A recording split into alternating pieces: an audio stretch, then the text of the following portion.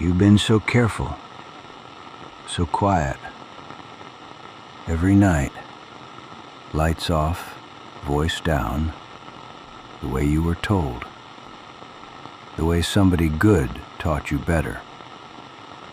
That's how it finds you.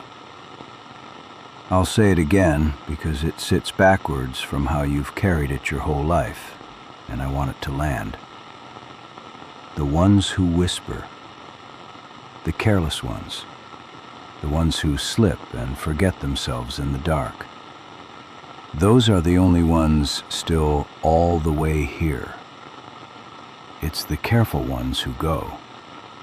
The obedient ones. The good ones. Thinning out, year on year, a little quieter every season, until there's nothing left in the room but the silence they kept so well. I have a letter tonight from somebody up in Holloway, a person who has never once broken the rule. Not as a child, not as a grown soul, not on the worst night of their life. Kept it perfectly, and I think it's killing them. Let me set it down here where I can see it. They asked me to read it plainly, not soft, not careful, plainly. So that's what I'll do. It's about the only part of this I'm sure how to do. This is Field Notes, WGRY 91.3 out of Greyford. I'm Edward Hollis, and it's gone 1 in the morning, which is the hour I keep because it's the hour nobody minds being talked to. Tonight I want to tell you about the quietest place I know, and the rule that made it that way. Some of you know the rule already. If you grew up anywhere near Holloway, you know it in your body, the way you know not to put your hand on a stove. For the rest of you, here it is, plain, the way they say it up there. Don't whisper indoors at night with the lights off. The combination draws attention. Speak normally, or not at all. Strictest in Holloway, stricter than any place I've ever collected it. My correspondent has kept that rule the way you keep your own pulse, without thinking, without effort, for a whole life. I won't give you their name because they didn't ask to be known. They asked to be heard, which is a different thing, and we'll come to why.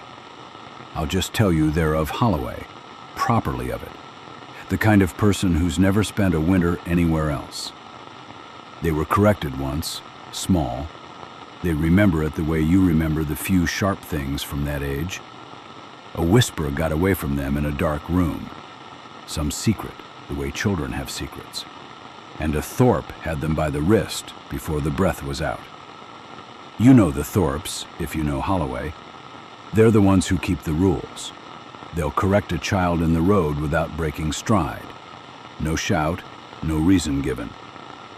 That's the thing about the real corrections. You don't get a why, you get a wrist and a hard look. And we don't do that here. The grandmother finished the job at home, the way grandmothers do, until the rule was set in the child like a second set of teeth. As for where the rule comes from, well, the oldest name in Holloway is Merrick, and if anyone knows, it's a Merrick, and a Merrick won't say. I've asked in my time, years of asking. All I've ever gotten back is that it's older than the town. Older than the town, and they'd rather not. Now here's a small thing, and I want you to file it where I filed it tonight, which was just about nowhere. When my correspondent quotes the rule, they quote the whole of it, the way their grandmother gave it. Speak normally or not at all. 2 halves. And nobody in Holloway uses the first half anymore. Nobody speaks normally as a thing you'd say out loud, as a piece of the warning. The rule, in practice, has worn down to its second half. Be quiet. Don't draw it. And the first half just rides along after it, a fossil in the sentence.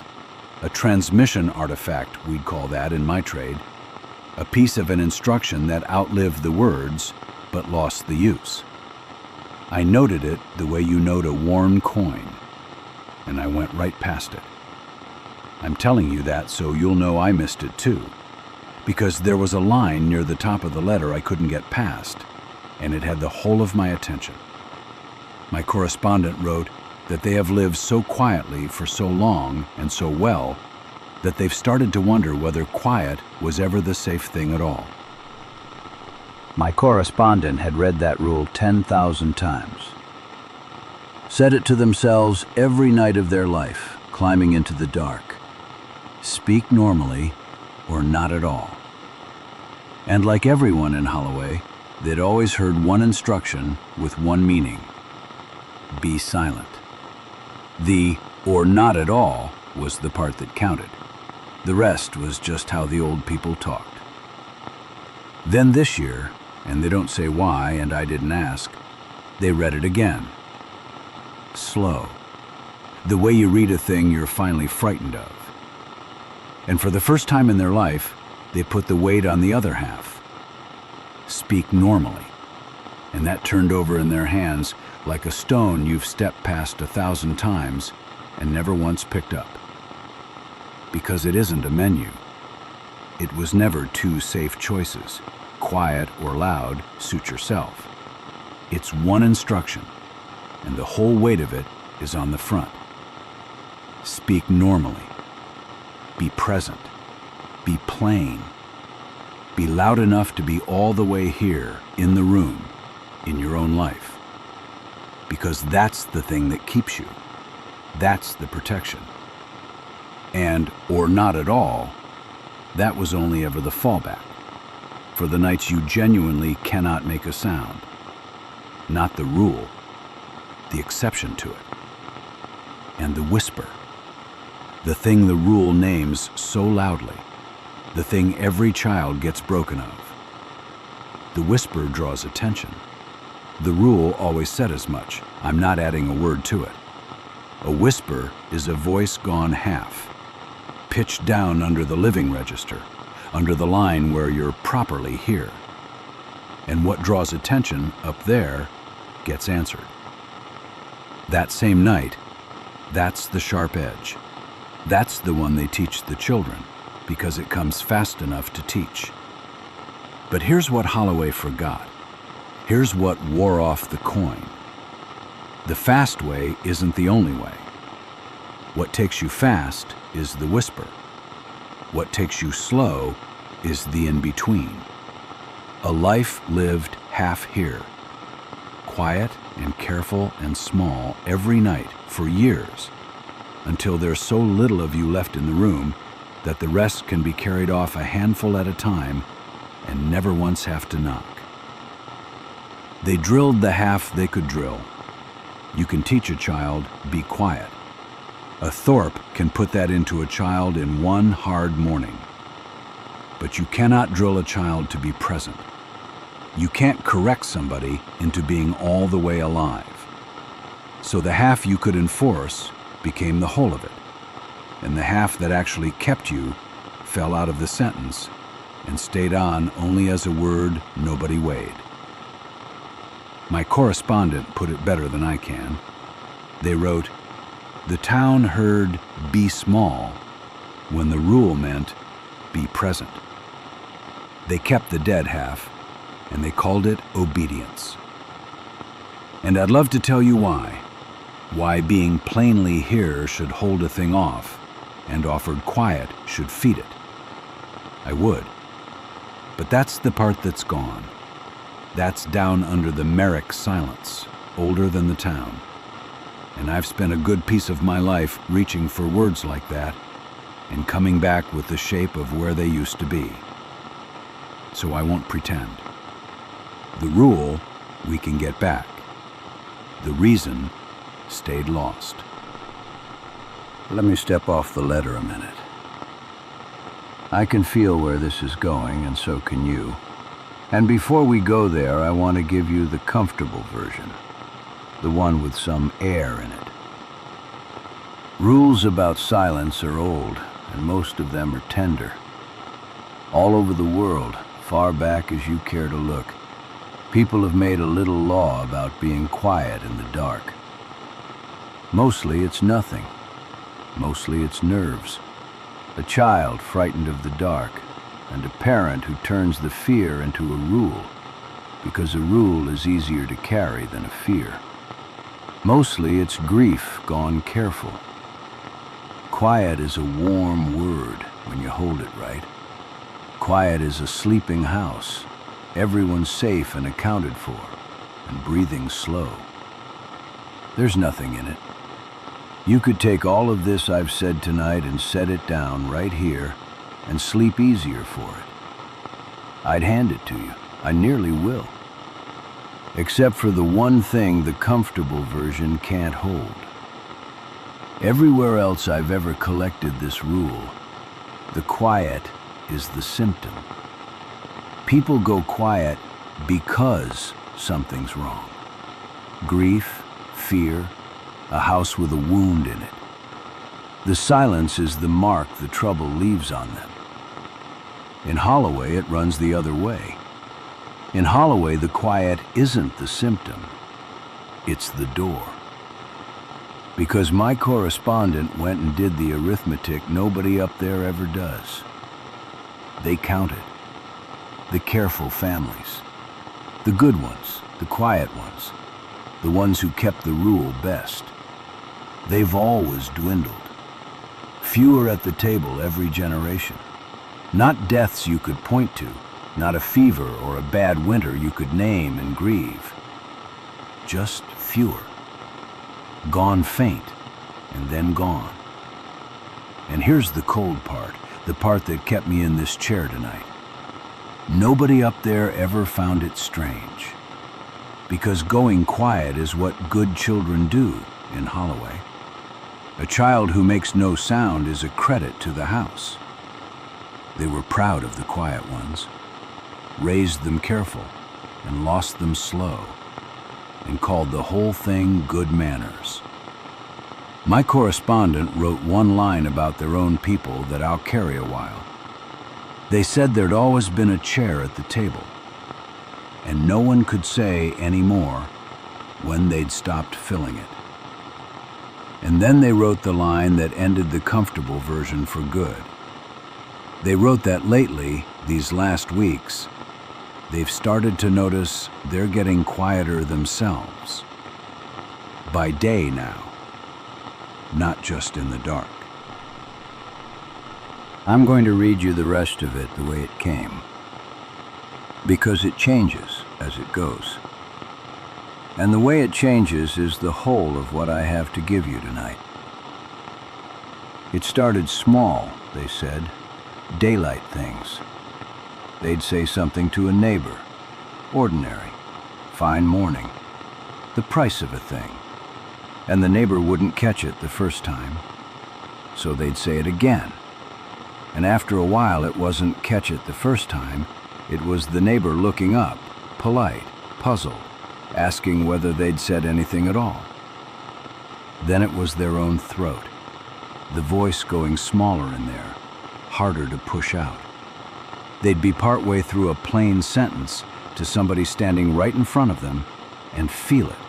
Feel the words go thin in the middle, like the breath behind them was being spent somewhere else.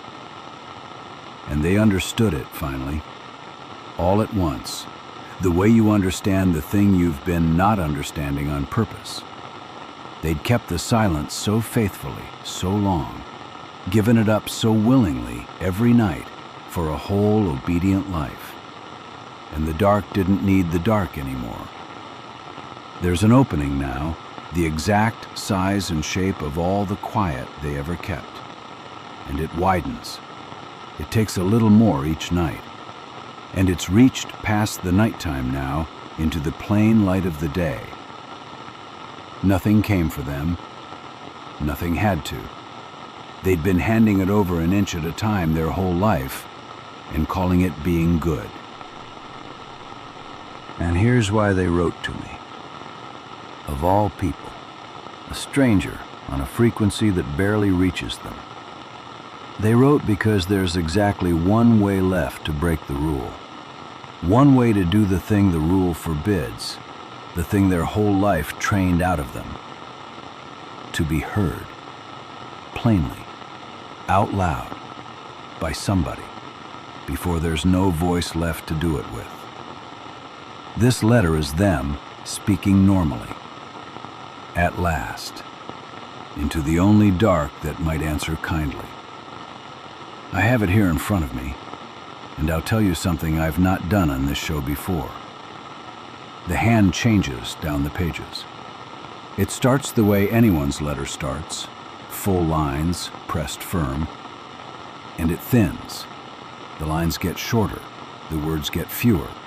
The ink goes lighter, like the hand behind the pen was being spent the same way the voice was. And I'll be honest with you, because there's no other way to read this part. I caught myself a moment ago going quiet with it. Reading those thinning lines, I dropped my own voice down to follow them, down toward the very thing I'm sitting here telling you not to do. No, I'll read the rest of this plainly, the way they asked. Because there's a line here near the bottom of the third page, and the hand's gone so faint, I can't always make out the end of a there. You see? I can't tell you if that one ran out on the page or in me. It thinned out between one word and the next, the way the river does up here some nights, quits between one boot and the next, and you stand there in the new quiet, wondering when exactly it stopped. There's a fourth page. I'll tell you what's on it. Almost nothing. A few words to a line, and then fewer. The hand barely there at all. And the last line of 4 pages, from a person who wrote all this way to be heard one time before they couldn't. The last line isn't finished. It just stops, mid-thought. No closing. No name signed under it. Like the voice on the page went out between one word and that's all I have. That's the whole of what I know. I don't know what happened in that house. Nothing answered them that I can find. Nothing came up the road. Nothing got carried off to some other county. There's no end to give you, because the kind of thing this is doesn't make ends. It makes less, and then a little less. So I'm not going to do the careful thing here. I'm not going to lower my voice and see you out gentle and let this slide off into the static the way I do every other night. Not tonight. Tonight I'm going to do the one thing the rule actually asks of you. The half they forgot. If you take anything from me tonight, take it plainly, because I'm going to say it plainly. It was never be silent. It was be heard. Speak normally, in the dark. Be stubborn about it. Be all the way here, in your own house, in your own life, loud enough that there's no slow gap for anything to widen into. Don't hand the quiet over an inch at a time, year on year, and call it being good. The good ones go first. You stay loud enough to stay. It's quiet in here tonight. It usually is at this hour. Good. Then there's room. This is Field Notes, WGRY 91.3 out of Greyford. I'm Edward Hollis. Lights low, door shut, the static for company, same as every night. And wherever you are out there, stay in where it's warm. But don't go quiet on my account. I'll talk to you tomorrow night. And the night after. I'm not going anywhere. You hear me, don't you?